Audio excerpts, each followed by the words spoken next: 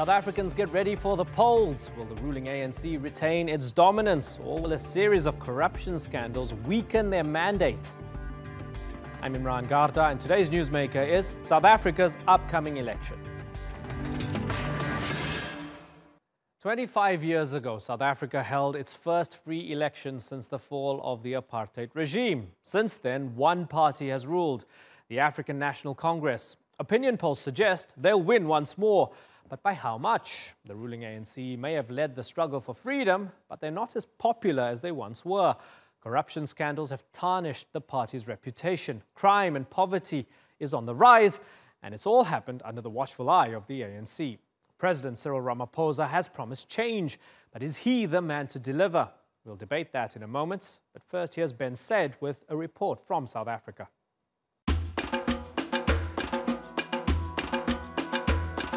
In the distance, Sandton. It's called the richest square mile in Africa. And in front, Alexandra, one of South Africa's poorest neighborhoods. The people of both will vote on Wednesday, but that's where the similarity ends. In Sandton, the heart of the South African economy, the centrist and liberal Democratic Alliance will dominate. In Alex, well, it's more complicated. So we're driving through the streets of Alexandra Township. As you can see, it's pretty densely packed and it's pretty poor. It's the lives of people like these that the ANC swore it would change for the better after 1994. But its record has been mixed. And we've come here to try and find out whether people have lost faith in their politicians. They are all corrupted.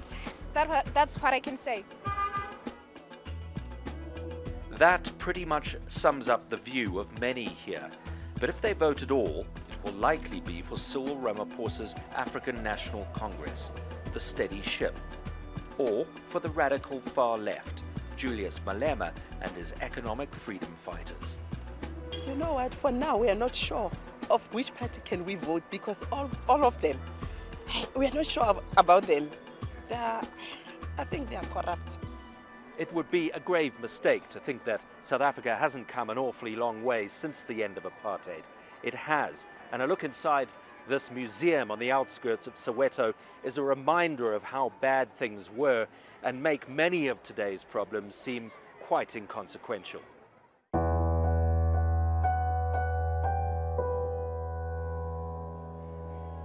The hangman's noose. The claustrophobic horror of solitary confinement, the forced removals, the petty cruelties. Apartheid officially ended 25 years ago, but its effects endure. What remains is tomorrow, and there is much work to be done. It would also be wrong to say nothing has improved. The economy has tripled since 1994. The black middle class has multiplied. Many more, especially in the cities, receive a better education than before. Social grants help the poorest of the poor. But there's a sense now that things are moving backwards. Jacob Zuma, president for 9 years. The wasted years, some call it here. And now Ramaphosa has vowed to clean up the mess. It's Parliament. It's the presidency, it's the tax authority, prosecutions, prisons, all of that. We lost it. It's simply a process of rebuilding the trust in the institutions that we had before Zuma broke them. Zuma's allies in business siphoned billions out of state-owned enterprises like electricity supplier Eskom, crippling it. Under Zuma, unemployment also rose sharply and is now officially at 27%, but unofficially probably much higher. We cannot have a country like that where with huge unemployment and also huge people, like a huge number of people who are not even in training. So we need to go back to basics and be a country where we have manufacturing, agriculture and mining as the main drivers of growth and also the biggest sectors. Agriculture and mining, South Africa's potential, but also its lightning rod. Malema's EFF has a simple solution: nationalize all land and mines and effectively rent it back to operators. Others fear that would collapse the economy. But Malema's populist message is proving increasingly, well, popular. He's charismatic, he's incredibly smart. He appeals to the part of society that everybody else is ignoring and that every other party just takes advantage of. And I think that's what makes him different. The EFF got 6% at the 2014 elections, and it could double that. Anything more would be spectacular. The Democratic Alliance wants to stamp out corruption and make it easier to do business. But these are populist times, and some say its centrist message is getting a little lost in the noise. Cyril Ramaphosa will be happy with 58% or more in the elections. If Ramaphosa gets a strong mandate from the people, it will strengthen him. If not, his enemies could try to force him out of the party. It would be sunset on his presidency, and some say sunset too on South Africa. Ben said, The Newsmakers, Johannesburg. Well, to discuss this, let's go to our panel. In Johannesburg, I'm joined by Dakota Lachwete. He's a spokesman for the ruling African National Congress. In Cape Town is Thomas Walters. He's an opposition member of parliament with the Democratic Alliance who helps oversee rural development and land reform. And also in Johannesburg is Ibrahim Fakir. He's the Director of Programs at the Awal Socio-Economic Research Institute, or ASRI. Gentlemen, thanks for joining us on the Newsmakers. Dakota Lachwete, let me start with you. So many people see this as President Ramaphosa having inherited a shipwreck caused by a decade of a corrupt Zuma administration. And now this election is a sort of referendum on whether people trust Ramaphosa to reform the ANC and to adjust the course of the ship. Is that the way you see it? No, thank you very much for the opportunity. For us as the African National Congress, we waged one of the toughest campaigns in our history since the new dispensation. As the African National Congress, we were happy that through the stewardship and leadership of President Cyril Ramaphosa, we have managed to make an impact. We were the first ones to acknowledge our mistakes, and we are willing to self-correct, renew, and give South Africa a new shape and a new cusp of hope going forward to the future in terms of the creation of jobs, in terms of growing the economy. Those are the things that we think are going to be very much important. What happened has happened. We have learned our hard lessons, and we are prepared to improve the country for the good. Okay, Thomas Walters, the ANC did what they needed to do by getting rid of Jacob Zuma, which I guess makes it more difficult for you guys in the DA as the leading opposition party. You might have had an easier figure to go up against in this election if Jacob Zuma was still around. What do you have to offer South Africans that the ANC does not? The Democratic Alliance, and it's not the Democratic Alliance itself saying so, it is government's own its own studies, its own report shows that the Democratic Alliance, where we govern, we're the best governments. We deliver services, we deliver jobs, we deliver services. The top province in South Africa is the Western Cape, again, according to the Auditor General reports. In the top 20 municipalities, it's predominantly Democratic Alliance local governments. So we offer genuine good governance. We offer action against corrupt officials. It didn't take us 8 motions of no confidence to deal with some of our political figures, to expel them when they were just accused of inappropriate action. The ANC stuck to Jacob Zuma. Eventually, after 8 motions of no confidence, finally acted against one individual, but there's still a number, 22 members of parliament, or on the list, parliamentary list of the ANC, people by the ANC's own integrity commission that are not supposed to sit there. The ANC itself, as a party, said, the one part of the ANC said they shouldn't be there, another part of the ANC just protected them, and they're still on the parliamentary list. So corruption, unfortunately, doesn't begin or stop with Jacob Zuma. It's intrinsic in the ANC. Thomas, would you agree that we know that the ANC will win? It's just a question of by how much? No, I don't agree. Firstly, there's 2 types of elections taking place. First, a national election, where the ANC in the latest polls are dipping into the low 50s. Some polls also indicate that they're in the high 40s.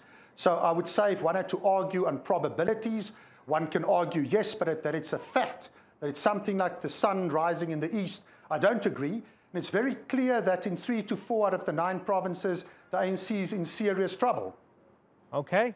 Ibrahim Fakir, I want you to address something for me. Before you expand on what the previous 2 gentlemen said, why are so many people apathetic? I was reading a Daily Vox article with young fallists, right, as they call them.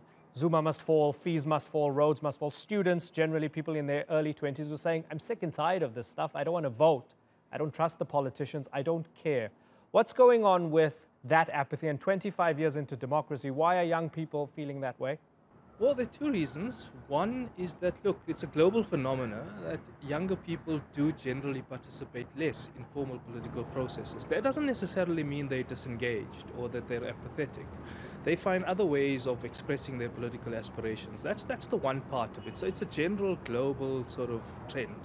The second in South Africa is that there's a real deep crisis about trust in institutions. So young people literally view institutions as self-serving, as serving the interests of politicians, of not attuned to their wants, needs and interests.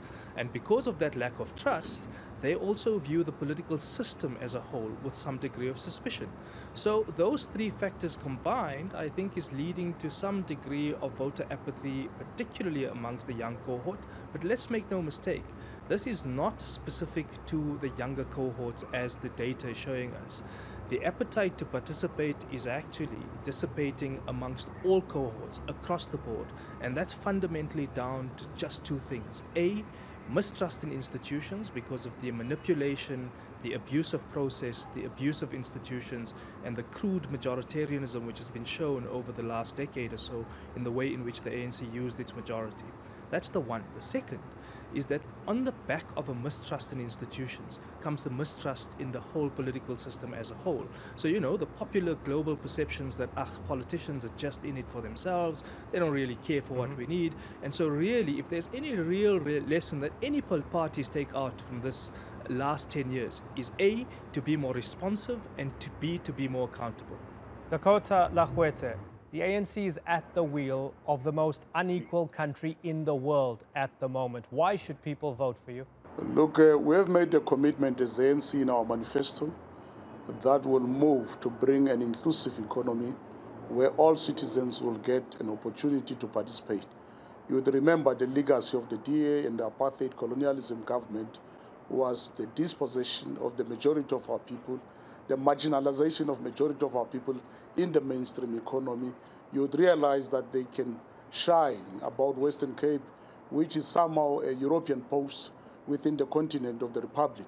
So that's where most of the money of the Republic went to, and that's where most of the elites of the Republic are. Dakota, the state corruption inquiry is not into the legacy. Sorry to interrupt you. The state corruption inquiry is not into the legacy of apartheid.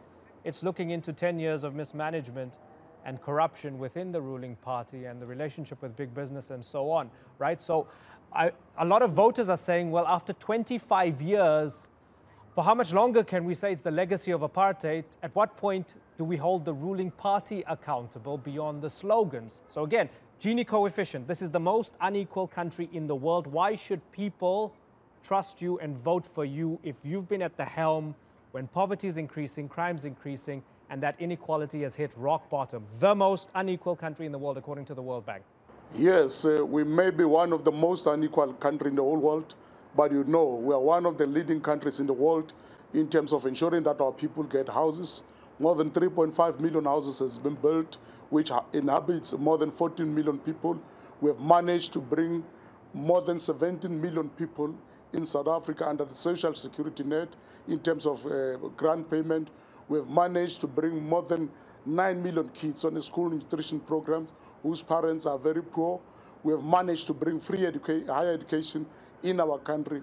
We have managed in the past 25 years to build one of the state-of-the-art infrastructure, including sporting facilities which hosted the 2010 World Cup. We have managed to do at least most of the basic services. Corruption is not, as it is said by the opposition and some correspondents in our country, As it is, as the ANC, we're the first one to acknowledge that there's a problem in the system.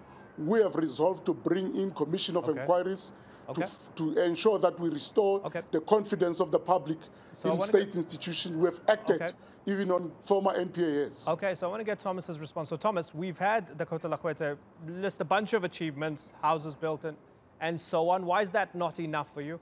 Well, first of all, the Western Cape government, and also where we govern incidentally outside of the Western Cape, it's very clear again by government's own reports. The most jobs in South Africa are being created there in terms of new jobs. The Democratic Alliance believes that people should own the houses that are being built for them, proper title deed, which is currently not the case. We believe that the poor should own shares in the economy in terms of the approach that needs to be taken to privatization, of introducing competition and new investment into our economy. We should encourage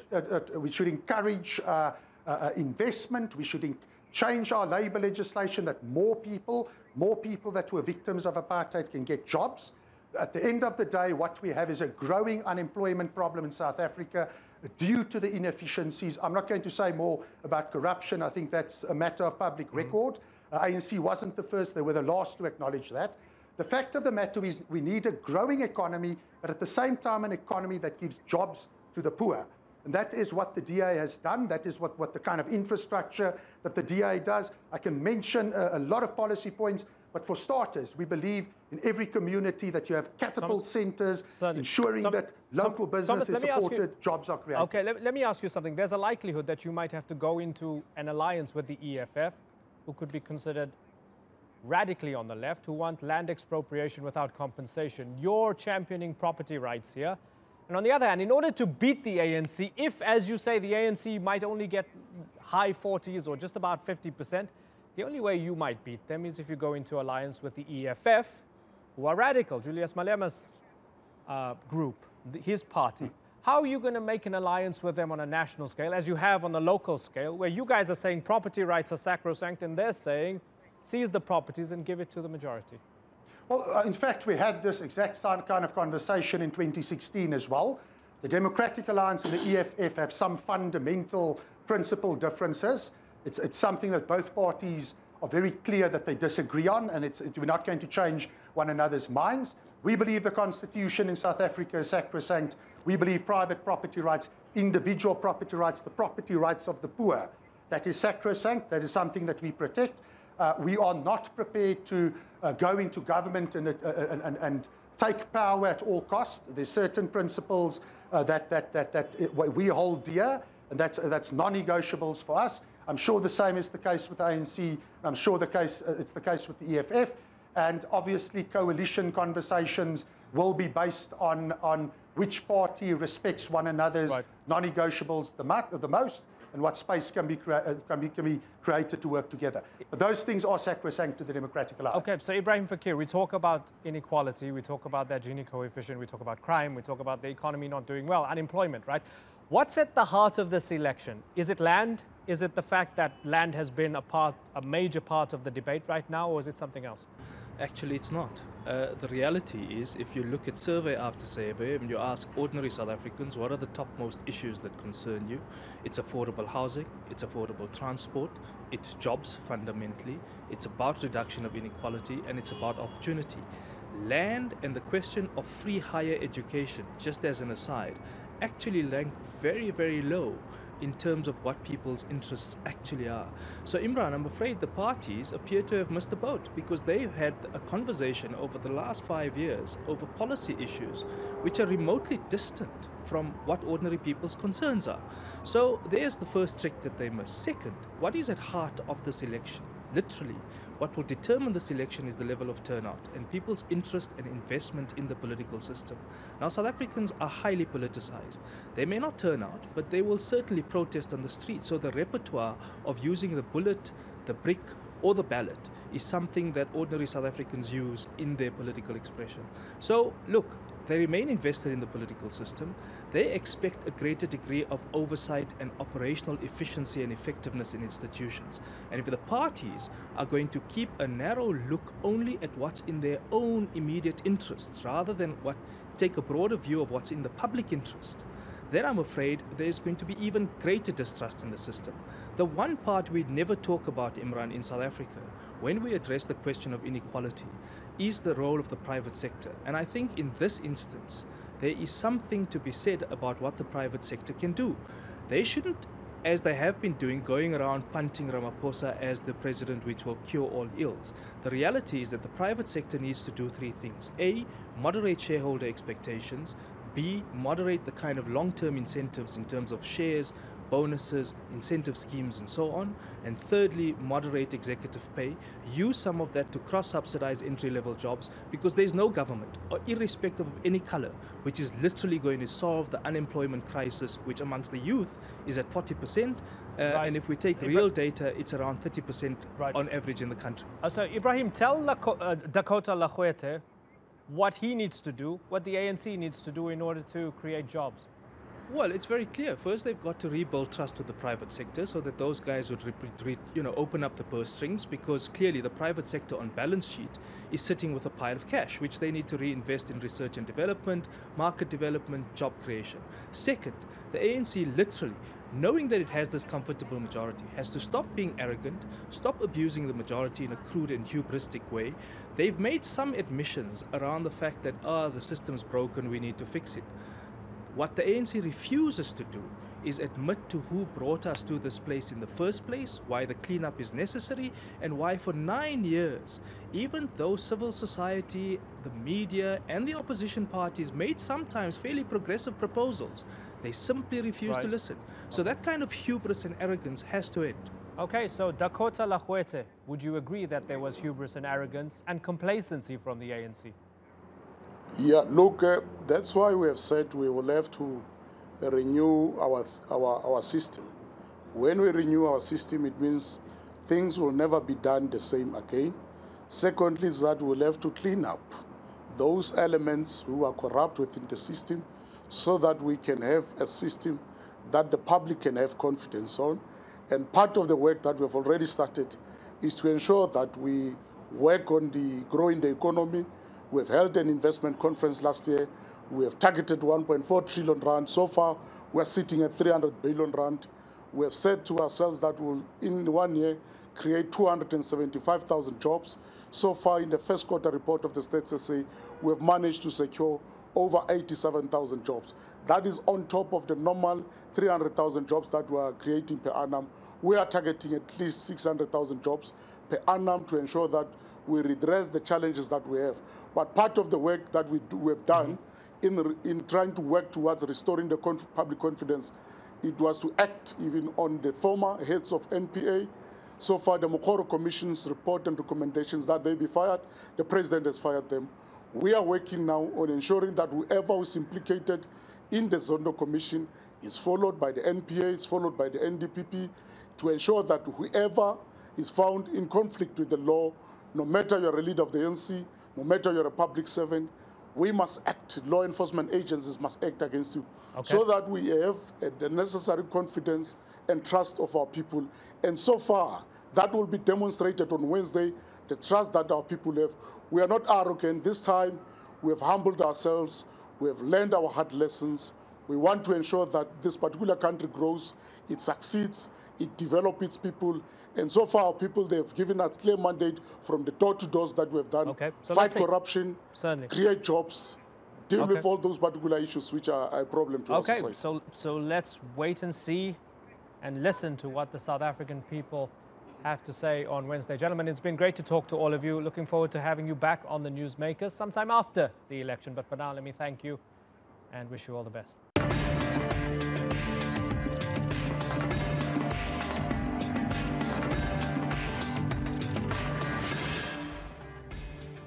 Still to come, blacklisting the Muslim Brotherhood. Washington is working to designate the group as a foreign terrorist organization.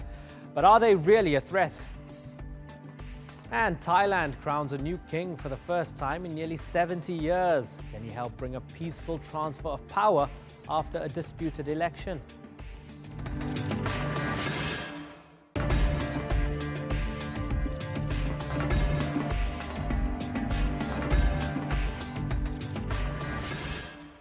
They've got more than 1 million members around the world, but for some, the Muslim Brotherhood are simply terrorists, and that includes the United States. Washington has announced plans it wants to designate the group as a foreign terrorist organization. The decision was announced after a meeting between President Donald Trump and his Egyptian counterpart at the White House. It's a huge win for President Sisi, one of the group's most vociferous critics. But many are asking if the Muslim Brotherhood actually poses a threat. For more, here's Haider Abbasi.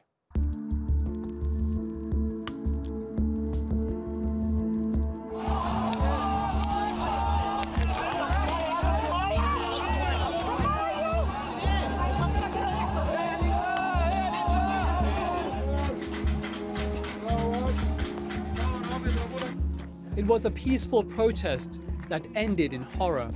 6 years ago, Egypt's security forces broke up a sit-in rally. In a matter of hours, at least 800 people were dead. The protesters were supporters of Mohamed Morsi, Egypt's first democratically elected leader. Just a few weeks earlier, he had been removed from office in a military coup. Morsi is also a member of the now outlawed Muslim Brotherhood. But it seems banning the Brotherhood in Egypt isn't enough. Egypt's President Abdel Fattah al-Sisi has urged the United States to put the movement on its terror list. And now the White House is trying to do just that. But is the Muslim Brotherhood a terrorist organization? Founded in 1928 by Hassan al-Banna in Cairo, the Muslim Brotherhood is one of the oldest Islamic movements in the world. It combines charity work with political activism. Although members did carry out attacks early on, the group officially renounced violence in 1978. Since its formation, the Muslim Brotherhood spread rapidly across Egypt and beyond. Political parties linked to or influenced by the group are found across the Arab world, from Morocco to Iraq. And this is just one of the problems for the US. If the White House sanctions the Brotherhood, it will strain relations with several Arab countries where the movement is politically active. The designation could also worsen ties with Turkey, which supports the movement. The Muslim Brotherhood is not only banned as a terrorist group in Egypt, but also in Gulf countries such as Saudi Arabia and the United Arab Emirates. It's also the reason why some Arab nations cut ties with Qatar, which backs the group. However, if the Trump administration were to classify the Brotherhood a terrorist organization, it would not only appease Egypt, but also play well with its supporters, many of whom are suspicious of Islam and Muslims. So could the sanctioning of the Muslim Brotherhood worsen US relations in the Middle East? And could banning the group encourage more violent Islamic movements? Haider Abbasi, The Newsmakers.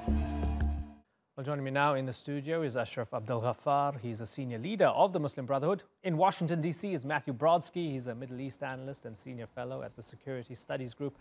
And in Hanover, New Hampshire is Daniel Benjamin, a former counterterrorism advisor at the U.S. State Department between 2009 and 2012. Gentlemen, good to have you on the Newsmakers.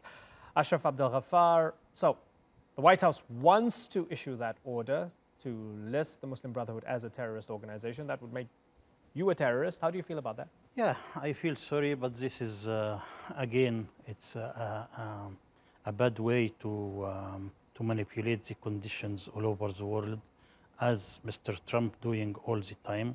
Now, what he gained from getting this decision that Muslim Brotherhood is a terrorist? Muslim Brotherhood are present since 90 years all over more than 80 countries, and some of them in the power now, like Morocco, for example, or in many places, and even in Egypt. Muslim Brotherhood came to the power by election, a very good election, and Abdel Fattah al-Sisi make a coup against them. And Mr. Trump saying about Abdel Fattah al-Sisi is a killer man, okay? And this is Abdel Fattah al-Sisi who's asked Mr. President Trump that I need Muslim Brotherhood. From the US perspective, right, if they look at a group such as Hamas, for example, they consider Hamas a terrorist organization, and they say, well, why not go after the organization that is the root or the source of Hamas and predates a lot of these organizations that come from it? They're trying to go a step further. How would you respond to that? I consider it's nothing. Why is it nothing? Yeah. What shall he do? Let me ask you directly. Is the Muslim Brotherhood, for those who don't know, is it involved directly in terrorism at all? Where? You have to give an incident, and you have to give an evidence. Where? Okay. I'm asking where. Okay. Daniel Benjamin, right? There's an idea that perhaps just like the Qatar blockade, some believe that the Trump administration is being played a little bit by the Egyptians, by the Emiratis, by the Saudis. They're taking out their own enemies by convincing Trump that these are the bad guys. Are you partial to that? I think that's a good part of the explanation. I think the president has what one diplomat has called autocrat envy, and he's drawn to those autocrats and he wants to make them happy. And I don't think he has any idea about the legal restrictions on designation that make the Muslim Brotherhood an inappropriate subject for designation. But there's no question that he does want to make those autocrats happy. He also wants to make his own base happy, and there's a strong Islamophobic streak among his core supporters, and he sees some political value in this designation in that regard. Daniel, I understand that you've actually looked into this. What are the legal restrictions in a nutshell? Well, I used to run the Counterterrorism Bureau at the State Department, and one of our jobs was preparing designation packages. To be designated a foreign terrorist organization, you would have to first of all prove that the Muslim Brotherhood is a unitary organization. The Muslim Brotherhood, globally speaking, is not a unitary organization. There's no one command and control. And so from that perspective, it can't be done. The other thing that is critically important is that the group has to show a pattern of threatened or actual terrorist violence. The Muslim Brotherhood in Egypt, which seems to be the focus of Trump's attention, has not been involved in violence and has officially forsworn violence for at least 35 or 40 years. And so the fundamental basis for a designation is missing. Matthew Brodsky, Daniel says there's no case to list them as a terrorist organization under the FTO. I'm guessing you disagree.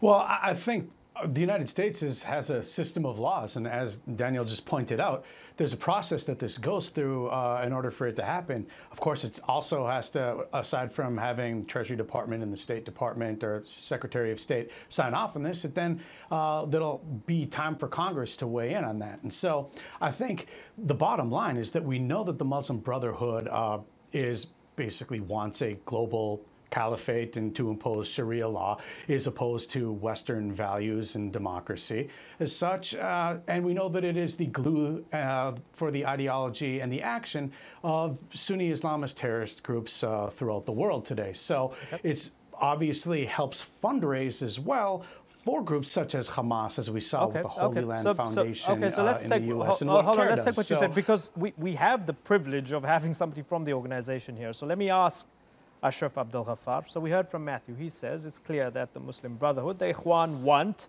a global caliphate or khilafah, and they want everybody to be under Sharia law. Is that true? Who says that? Matthew Brodsky just said it. He can say whatever he wants. Why? Because this khilafah, what does it mean khilafah, even if Muslim Brotherhood decide to make the Muslim world, Sunni Muslim world as a khilafah? Khilafah is a kind of union like European Union, like Soviet Union. I mean, people think khilafah, they think Baghdadi is ISIS, right? No. This Baghdadi has been made from the Americans, and they know that. ISIS. What do you mean? ISIS is made by Americans, and this is very clear. There is no Baghdadi, there is no Khilafah. And where is Baghdadi? Why he didn't kill till now? Where he is? Now he starts to speak about Turkey. I think you might be undermining the Muslim Brotherhood's case here by claiming that ISIS is created. If you like these viewpoints, wait till you hear their ones about the Jews. Those are extra nice. Okay, I mean, this idea that ISIS was created by the Americans, just before I put this away, you don't genuinely believe this, do you? Sorry? You don't genuinely believe that Daesh was created by the Americans? You believe that? Believe that, of course I believe. I believe that ISIS is made by Americans. Okay. 100%. Okay, this conversation took quite a twist here. Now, if you guys don't mind, I'm going to try and bring it back on point here, because now I want to get back into the issue of the actual Ikhwan, right? Okay. Where you are right now. Okay.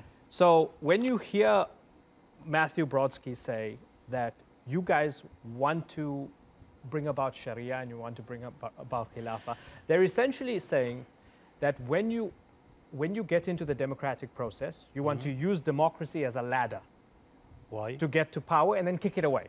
Who And then you don't want Who democracy. said that? Who said that? Well, that's what they felt in Egypt, right? Didn't they? That's what they felt in Algeria in the 1990s.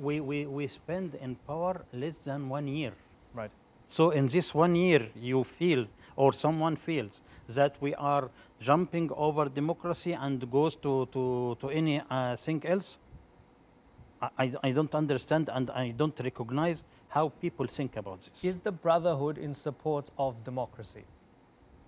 Why we entered all the elections in Egypt and other countries if we are against democracy? Why? Right. Daniel Benjamin, how broad does this go? I want to try to understand this from the perspective of when the White House wants to do this designation, are they thinking of those who are also somewhat vestigially connected to the Brotherhood? When you think of Ennahda in Tunisia, when you think of even President Erdogan doing the Rabaa sign, right, in solidarity with 1,000 people that were killed in Egypt, is that in the minds of the Trump administration when they're thinking of listing the Muslim Brotherhood as a terrorist organization? I wish I could tell you what is in the mind of the Trump administration, because its actions on this issue have been mysterious and often incoherent. The State Department, my former bureau, looked at this issue of designation of the Muslim Brotherhood in 2017 and decided that it was not legally feasible. What is being pursued right now has not been made clear. It would be astonishing if the administration pursued a designation that would include in some way Ennahda in Tunisia, which has been a strong supporter of the Tunisian revolution and of the democratic institutions in Tunisia. It would be astonishing if it included the Moroccan chapter, which has been centrally involved in the government, and a member has even been the prime minister. It would be a real surprise if it went after the Jordanian Brotherhood, which has been the loyal opposition in the Jordanian parliament. So my guess is that it is focused primarily on Egypt. And my guess also is that this is felt to be a strong enough favor to President Sisi, as well as to the Saudis and the Emiratis, who have been pushing for this kind of designation. Matthew Brodsky, is this Egypt only? Because as we heard from Daniel Benjamin, I mean, a political party like Ennahda in Tunisia has quite impeccable democratic credentials, right, as he's mentioned. Surely the Trump administration is not going after them, or is it purely Egypt-focused? What do you think? I don't think it's Egypt-focused. I think it certainly applies there, but it's also the fact that countries like Qatar use the Muslim Brotherhood and its various chapters to undermine its neighbors, and that is a problem for America's allies, especially those allies who act more like allies, not the ones like Qatar who backstab the United States as often as they get a chance to. So I think when it comes to, though, what's actually happening, look, the fact is, I think President Trump understands, first of all, he wanted to get this passed in the first few months when he came into office, but that ended up getting sidetracked for a number of reasons. That's number one. Number two, I think he's aware that through this process, in the end, the whole Muslim Brotherhood may very well not end up being designated. However, specific nodes that are not currently being designated, like one that's in Libya, and there are several others now that need to be designated, they will end up being designated as we gather that type of evidence. I think he's well aware of it, and it becomes a political cudgel. How do we take this seriously when the Trump administration is trying to project itself as an administration that is serious about radical Islam, an administration that is serious about bad ideas being spread in the name of Islam in the region, when its key ally in the region, Saudi Arabia, just last week beheaded 36 people, crucified one guy for good measure, and they're the chief exponent of Wahhabi Islam in the region? Nothing for them. Do you understand why it's difficult for people to take the sincerity of the administration seriously. I know, but if we want to get into looking at all the Middle East and what each country does, well, we were talking about the Turkey Brotherhood, has clean hands by any stretch of the imagination. You said the Brotherhood wants a place. caliphate. You said the Brotherhood wants a caliphate. They want to spread Sharia. I'm giving you an example of a country that beheaded 36 people, crucified somebody, as I said, put his head on a pike for good measure for being a protester, right? And spreads Wahhabi Islam. Right, and Turkey and Hamas, Turkey and Qatar. So your answer is Turkey and Qatar. The Muslim Brotherhood. Okay, so and your they just got done launching a bunch of rockets at Jews because that's what they want to do. Okay, let's just deflect Jews. it. Okay, don't address the Saudi so question. that part's kind of less good of a conversation. Okay, so let's just not address it and mention other countries. You were starting to ask a different question, I think. Okay, Daniel Benjamin, come in. No, I'd say Mr. Brodsky's completely off base when he suggests that Qatar has stabbed us in the back. Qatar is the host of the largest U.S. military base in the Middle East, and it's been a superb ally, and I don't know what he's talking about. I also don't know what he's talking about when he says that the Muslim Brotherhood is essentially supporting terrorist groups around the region. The Muslim Brotherhood has been in a feud for decades with Ayman al-Zawahiri and with al-Qaeda, and the reason that it is in that feud is because it has forsworn violence and because it has advocated democratic elections. And the democratic elections are precisely what President Sisi fears and what the Saudis and the Emiratis find objectionable about the Brotherhood. One can ask the question about whether the Brotherhood is sincere about having more than one election. And I think that that is a real issue, and I carry no brief for a group that is often vitriolically anti-Western. But it is simply wrong to say that they have been supporting jihadist groups like al-Qaeda, like ISIS, or that their agenda is fundamentally similar. That is just not grounded in fact. Ashraf Abdel Ghaffar, what are you going to do now if this passes? We will continue as we are. Nothing will happen. Considering that there might be a lot of restrictions financially and otherwise if this gets enacted. Listen, this is a very wrong way. Why? Because we go through democracy, and we entered election, parliamentary election and presidential election, and we got a president, we got a parliament, and after that someone coming, and he was in a contact with the Minister of Defense in America for a long time in order to prepare for this coup. The coup happened, and Abdel Fattah al-Sisi killed thousands of people, and now he jailed more than 60,000 of people. And there is women. The American part, and I'm not saying about all the American or the people who support Donald Trump. This is with the American principles, the human rights to finish human rights. Which makes my question more important. What are you going to do now? You tried democracy. Sisi overturned your democracy. You've been trying to play the democratic game openly and transparently, and Trump still wants to list you as a terrorist organization. So what are you going to do? Okay, he consider whatever he wants because he is not the God. Donald Trump is a person, and he's doing a lot of problems all over the world. And I think Donald Trump will take the world to the third World War like Hitler.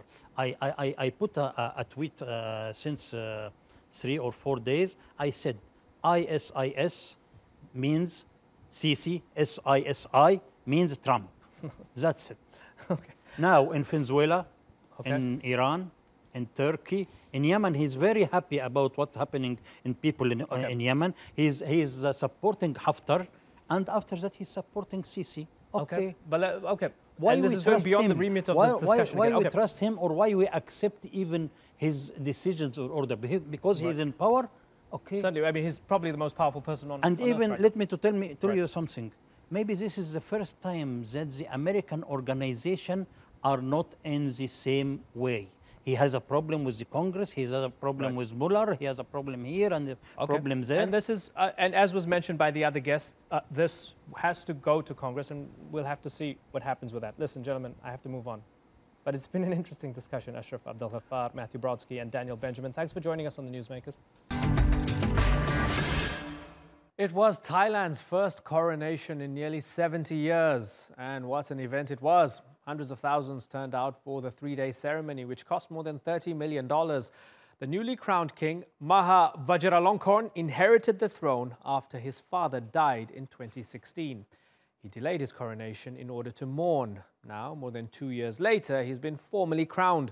His coronation comes at a difficult time for Thailand. The country just held its first election since a military coup in 2014.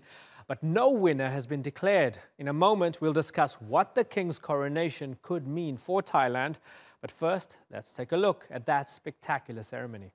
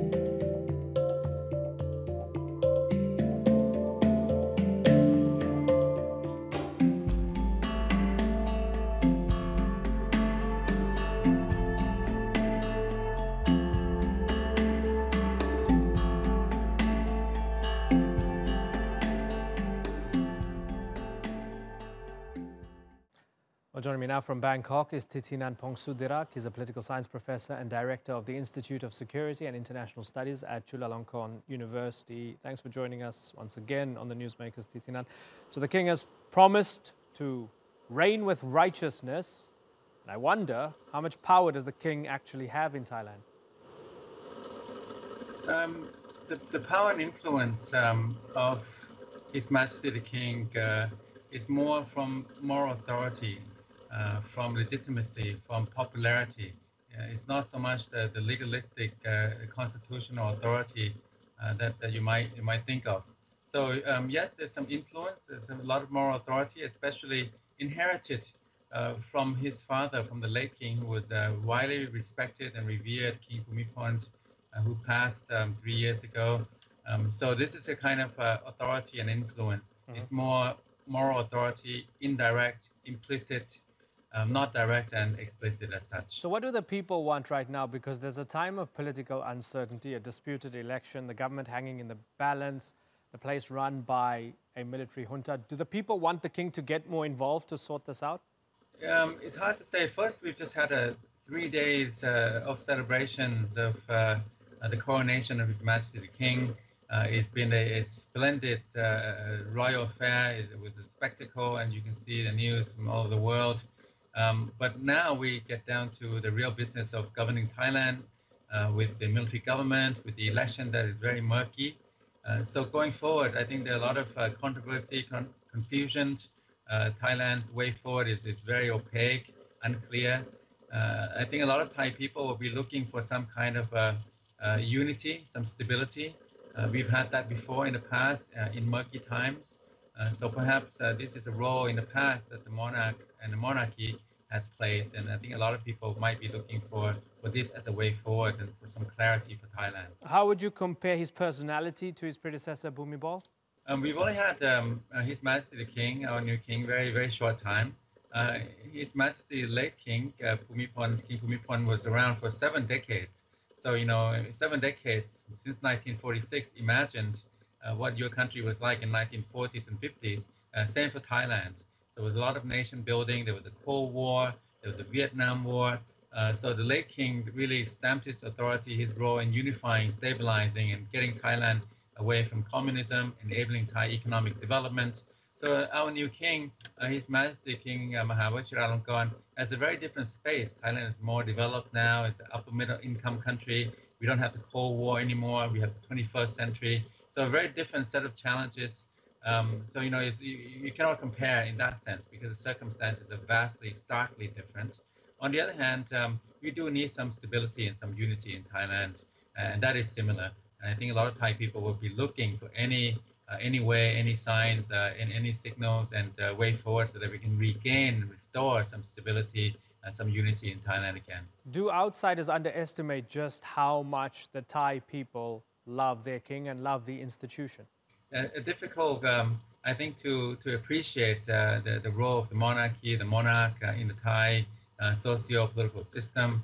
It's very deeply embedded, ingrained, and we've had thousands, many centuries of monarchies and kingdoms in Thailand, and this is why you can see the spectacle, the splendid affair we've had over the last 3 days.